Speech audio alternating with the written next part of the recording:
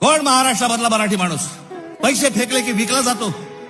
ही आपली किंमत आणि ही बोली लावणारे कोण? आमचेच. दुसऱ्यांच्या हातावरती बसून त्यांचा उद्देश साध्य करण्यासाठी आमचे लोक हे आमच्या लोकांना फोडतायत. काय दुर्दैव आहे बोला. या अशा परिस्थितीमध्ये ही आजची निवडणूक होते.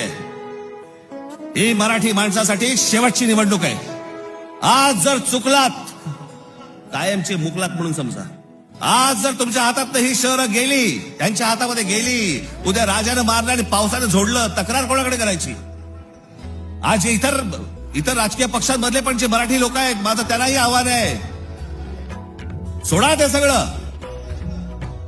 या मराठी माणसासाठी एक व्हा, या मुंबईसाठी एक व्हा, या महाराष्ट्रासाठी एक व्हा.